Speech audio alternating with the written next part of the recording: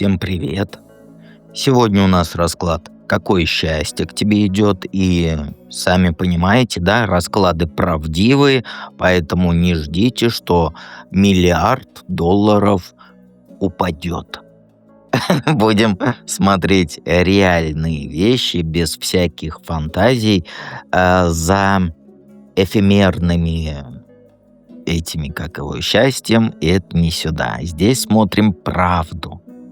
Итак, конечно же, приглашаю всех в проживание арканов. Сегодня пятница, вечер. Я думаю, что осень настала все-таки, да, и пора бы уже пора. Итак, красавица, пора. Ссылки в описании к видео, в закрепленном комментарии, обязательно в манифест заходите. Кстати, на уровне манифест вам доступно все. Потому что некоторые спрашивают и не понимают, как все работает. На манифесте доступен, да что ж такое-то, заболтался. На манифесте доступен и сам манифест, и проживание старших, младших, и библиотека, и закрытые расклады, и марафоны, и обзоры трактовки колод, то есть обучение точечное по колодам, все доступно. На уровне проживания арканов сами арканы, эзотерическая библиотека, марафоны, трактовки, закрытые расклады и так далее. На уровне эзотерическая библиотека доступны сама библиотека и закрытые расклады. Вот так вот. Ссылки в описании к видео, в закрепленном комментарии. Кто хотел начать, сейчас самое время. Осень. И детей как раз в школу отправили. Можете немножко расслабиться. Итак, шутки в сторону, смотрим счастье. Счастье будем смотреть правдивое, а не эфемерное, да, сразу в сторону холодильников даже не смотри, не вылезет оттуда мужик. Итак, давайте начнем наш расклад.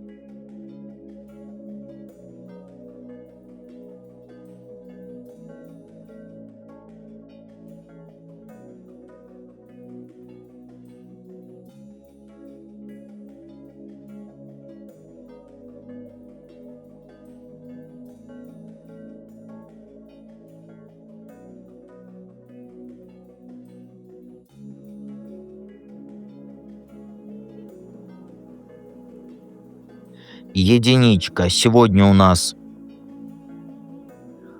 первые две карты сигнификация, остальные парно читаем, и все как обычно. Сигнификация, что сейчас у тебя в жизни происходит. А ты молодцом держишься. Вот у тебя прям реально молодец. У тебя сил хватает там тащить все свои дела, даже чужие заботы тащишь. Но внутри-то ты уже устала быть вот этим вечным тащилой, хотел сказать, вечным бойцом. Ты как будто вот привыкла все контролировать, стенку ставить, никого близко не подпускать, потому что доверять страшновато. И при этом другая сторона есть. У тебя уже накопилось вот это самое чувство. Я ведь радость заслужила, а не только вот это вот, как сказать без ругательных слов-то, а не только вот эту борьбу, да, и таскание. Ты сейчас не отказываешь себе в маленьких удовольствиях. Можешь себе праздник жизни устроить, купить даже 2 пирожка, даже 2 мороженых, а то и даже 2 сникерса. Но при этом тебя настороженность не отпускает. Ты постоянно начеку, и это мешает тебе расслабиться вообще. Снаружи ты уверенная в себе, самоедка, хотел сказать, ужас какой. Самодостаточная, вот, слово забыл, простите.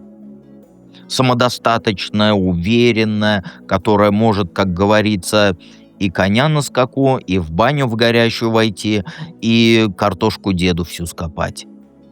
А внутри тоска гложет по вот настоящему спокойствию. И не такое спокойствие, когда дома тишина, а когда спокойствие на душе тишина. Вот сейчас твоя жизнь — это смесь радости и напряжения. Радоваться ты умеешь, но все время подвоха ждешь. Чего ждешь, неизвестно. Да какое счастье-то к тебе идет? Ну, простое, очень земное счастье, приземленное, я бы сказал. Идет уверенность в том, что у тебя, как сказать, я под вечер начал слова забывать. Надежный фундамент у тебя, уверенность в этом. И это не какой там случайный всплеск эмоций, да, а вот реальное ощущение, что ты твердо на ногах стоишь, и никто тебя не качает. То есть в твою жизнь идет стабильность, которая связана и с деньгами, и с отношениями. Это я про спокойствие говорю, где ты можешь не напрягаться и позволить себе быть женщиной, а не вечной вот этой снежной королевой, железной леди и прочие вот эти страшные слова, которые женщины к себе применяют. У тебя, знаешь, ощущение появится, что рядом есть все, что нужно, и есть человек, который не только хочет брать, но и умеет отдавать. И вот самое важное, ты почувствуешь, что вот больше не нужно оборону эту держать. Ты сможешь расслабиться, потому что рядом будет забота, уважение, тепло. Ты скажешь: дед, ну я же хотела миллиарды долларов, чтобы ко мне, как говорится, упали. Нет, нет, нет, нет. Это спокойствие на душе важнее. И вот это счастье, оно не бурей будет, не фейерверком, а как вот внутренний стержень. То есть тебе хватит и сил, и нежности, и поддержки на все везде и сразу. Совет какой? Пора отпустить за то, что ты держишь по привычке. А как тут по-другому скажешь? Никак. Ты слишком долго на себе тащишь лишнее. Вот если бы ты была у меня в огороде, то примерно это знаешь, как выглядит? Выкопали грядку картошки, ты это все, ну, картошка высохла, все как надо, да, погрузила в мешок, и второй мешок, и третий мешок, и решила сразу все тащить. Вот ты тащишь на себе вот эту картошку. И вот знаешь, самое время сейчас сказать, что мне это больше не нужно. Я не съем 3 мешка картошки. Простите, у меня такие эти, как сказать, примеры странные, да. То есть, ну, не нужно тебе больше вот это все тащить. Поэтому не бойся оставить прошлое позади, потому что впереди реально есть свежая картошка. Ой, не могу. Ну, есть другое, более надежное, более здоровое, понимаешь? И совет такой, что не спеши, но и не пытайся бесконечно все вот это вот анализировать. Маленькими шажками иди, но спокойно, без вот этой гонки. Мужик, счастье, стабильность, деньги, все это придет, когда ты перестанешь хвататься за то, что давно выжато уже. Ускорять процесс не нужно, достаточно довериться тому, что вот все складывается постепенно. Твое счастье не в том, чтобы тащить, а в том, чтобы вовремя отпустить и позволить новым вещам свое место занять в твоей жизни. Понимаешь? Я знаю, что, как сказать, не миллиарды, которых ты ждала, не мужик на коне, а вот реальное счастье. Обязательно подпишись на канал, оставь мне обратную связь. Я очень люблю обратную связь читать, но мало кто пишет. Давайте перейдем ко второму варианту.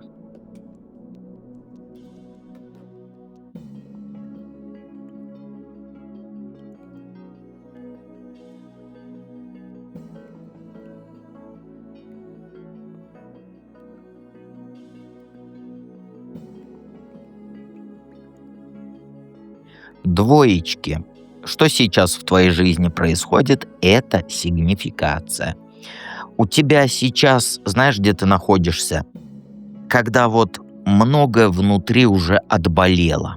Я вот не знаю, как по-другому сказать. То есть вот раньше было ощущение, что жизнь тебя по кругу гоняет, гоняет, как сивка гонял бурку. И ты сама не понимала, куда это все ведет. И сейчас у тебя вот как раз переломный момент. Ты как будто экзамен пересдала. То есть там признала ошибки, поняла, где там силы впустую тратила, и людей там, как говорится, вышвырнула из своей жизни, и решила, что дальше будешь жить по-другому. И вот-вот ты уже придешь в проживание арканов. Иногда бывает чувство у тебя пустоты внутри. Знаешь, у тебя такое ощущение, как будто вот все старое закончилось, а новое еще не началось. Вот так, как сказать, вот эта пауза. Но это не застой, это вот именно переход. Ты закрыла огромный кусочище, я бы сказал, прошлого. Теперь в тебе есть легкость, которой давно тебе не хватало. И ты уже не держишься за вот эти старые обещания и не пытаешься оживить то, что давно, как говорится, сгинуло, умерло, протухло и так далее. И я, конечно же, не про еду говорю. И поэтому сейчас все вокруг тебе может казаться странным, каким-то там нестабильным. Но это и есть момент, когда жизнь, она начинает разворачиваться в новую сторону. Ты не в тупике, ни в коем случае никогда так не думай. Ты на старте, понимаешь? Все, что выглядело хаосом, оказалось перезапуском. Ну, какое счастье тебе идет, тут трактовать не надо, долг вернут. Это я тебе сразу уже все рассказал. То есть тебе, знаешь, вернут то, что ты давно ждала. То есть это может быть реальный долг, да, там деньги и так далее. Может быть помощь, внимание, которые тебе задолжали прям. Ты вкладывалась, ты старалась. И вот это идет компенсация. И не от одного человека. Жизнь разворачивает колесо так, что ты получаешь отдачу за то, вот, что где вот раньше тратилось очень сильно. Понимаешь? Ты увидишь, что твой труд, твои нервы, твои вот эти слезы, они не ушли в никуда. Это не подарок с неба, это конкретная отдача за твои же усилия. То есть это не сюрприз на тебе $1 000 000, да, а это, как сказать, вот на балансе. Что отдала, то получаешь. А счастье в том, что баланс возвращается. Ты перестанешь чувствовать себя в таком положении «я всем должна». Наоборот, к тебе придут жесты благодарности, придет внимание, поддержка, долг вернут. Понимаешь? То есть в материальном плане это деньги, какая-то выгода вернется. То есть во что вкладывалось одинаково, то получишь одинаково. И почувствуешь, что не одна ты тянешь эту жизнь. Радость здесь не в громких таких эмоциях и фейерверках, а в том, что жизнь, она тебе вернет справедливость, понимаешь? Я же говорю, не миллиарды долларов, но правдивый расклад. Какой совет? Не хватайся за все подряд. Я тебе объясню. Вот смотри, ты слишком часто хочешь и любовь, и деньги, и стабильность, все сразу и в одно время, и в итоге ты сама себя перегружаешь. И совет тут простой. Фокусируйся на том, что тебе реально нужно, что тебе реально ценно. У тебя впереди отношения, в которых есть и чувство, и надежность, и вот это вот, как сказать, равноправие. Вот не такое равноправие, которое лапшу вешают, да, вот эти все люди нехорошие, а вот равноправие, когда ты даешь, тебе дают. И тут не про легкий флирт, нет, это про, как сказать, это про общую жизнь, про семью. И вот здесь вот важно не испортить старт своей торопливостью, потому что ты у меня торопышка. Ну а как я тебя по-другому назову? Торопышка. Если ты начнешь сразу вот требовать там гарантий, доказательств, что там вот этот мужчина именно тот, который нужен, то ты можешь перегнуть. События не подталкивай, дай им расти спокойно. Тебе уже не нужны вот эти быстрые романы без будущего. И ты сама это прекрасно понимаешь. Я мог бы это и не говорить. Так вот, счастье идет именно семейное, серьезное. Это плюс к возвращению долга, я имею в виду. И вот твоя задача не сломать ее своей привычкой все контролировать, все везде бежать и так далее. Оставь в своей душе или в своем сердце место для доверия. И тогда ты получишь не только любовь, но и чувство, что человек, рядом с которым можно строить, как говорится, все на века вперед. Понимаешь? Все ты понимаешь, ты у меня умничка. Нет, я тебе этого не говорил, потому что я предвзято к двоечкам отношусь, поэтому ты не умничка, но красавчик.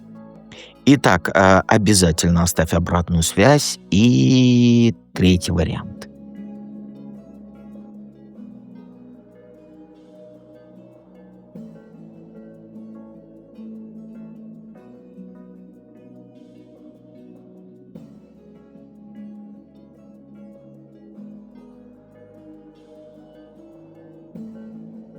Троечки, троечки. Сигнификация, что сейчас в твоей жизни происходит. Ну, у тебя сейчас, знаешь, вот ситуация такая, где вот с одной стороны вроде отношения есть, и в них даже что-то хорошее есть, но все это как будто больше похоже на игру на публику. Ты улыбаешься, показываешь там, что все хорошо, но внутри ты давно понимаешь, что искренности нет. Во всяком случае, не хватает. Вроде вместе, вроде радость есть, но эта радость, она какая-то наполовину. Ты все больше начала ловить себя на мысли, что тянешь на себе вот эту историю, а отдачи нету нифига. Ты хочешь настоящего союза, вот, а получается какой-то вечный компромисс. То есть, ты знаешь, ты стала той, кто поддерживает атмосферу, чтобы хоть как-то что-то работало. Но внутри ты уже без мата, вот как сказать, устала и скучно еще. И ты понимаешь, что это не про любовь всей жизни, а это уже привычка и удобство. И тебе тяжело признаться в этом до конца, но подсознательно ты уже готовишься что-то менять. И сейчас у тебя как раз вот эта точка, когда выбор назревает. Продолжать эту всю видимость, да, или признать для себя всю правду и дальше двигаться. Это так, это сигнификация была. Заговариваюсь, заговариваюсь. Какое счастье идет? Знаешь, вот я мягко хочу сказать, но как-то не получается. К тебе идет жесткое, но нужное освобождение. Потому что счастье мы смотрим.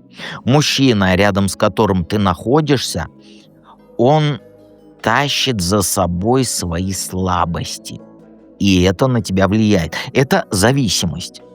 И по-другому тут никак не скажешь. Это зависимость. И ты видишь, он спотыкается на одном и том же. И это тебя выматывает. Он тебя уже деньги начал выклянчивать.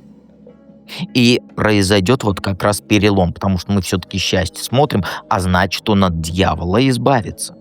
И он не просто соскочит на время, а реально решит завязать с этим.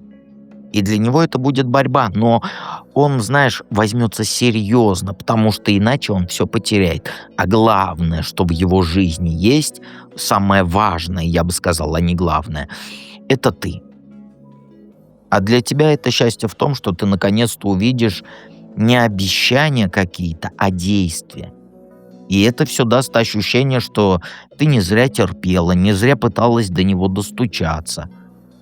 Но с этим счастьем у тебя включится и другое. Осознание, что ты сама хочешь большего.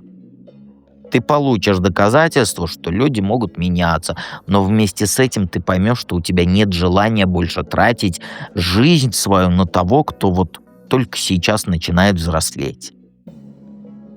Почему так? Потому что в совете тут и так все понятно, да? Кто Таро знает, уже даже им трактовать не нужно, они уже сами поняли. Хватит за прошлое держаться. Только потому, что там в него вложено много лет, много сил, как же я его брошу, зависимого такого. Ты уже созрела для другого уровня отношений. И тянуть на себе старые санки за собой, котором, вот как объяснить, вот у меня картинка, объяснить не могу как. У меня знаешь, какая картинка? Зима, в санках сидит мужик, ну, санки как вот детские катульки, и ты тянешь. И ты тянешь из-за привычки, понимаешь? И вот ты уже созрела, что эти санки с этим мужиком — это не для тебя. Это не про тебя, не для тебя, никак не твое.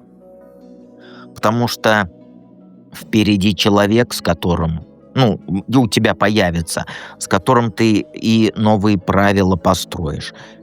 Ой, правила говорю, эти отношения. Честные, взрослые, без вечных оправданий, без борьбы с этими зависимостями. Совет: тебе стоит переключиться. Я не сторонник такого говорить, что бросай там вот это все, но как сказать вот тебе? Ну ты же умничка. Ты же хочешь начать жить. Санки эти, зачем они тебе, эти санки? Знаешь, не руби, конечно, с плеча и не делай из этого драму, но дай себе право на свободу. Дай себе право освободиться. И ты увидишь, что рядом есть мужчина без вот этих вечных «но», без оправданий, без вечной борьбы с самим собой, со своими вот этими как зависимостями. Главное, точку не бойся поставить и себе дорогу открыть. Ты сама прекрасно знаешь, что тянуть старое — это топтаться на месте. И вот жизнь в виде этого нового мужчины даст тебе шанс выйти из вот этого всего и построить совсем другую историю, такую, какую ты хочешь, понимаешь, а не такую, чтобы санки тянуть с зависимым человеком. Он же тоже не ребенок. Я думаю, что ты у меня все поняла, и всегда знай, что я с тобой рядом.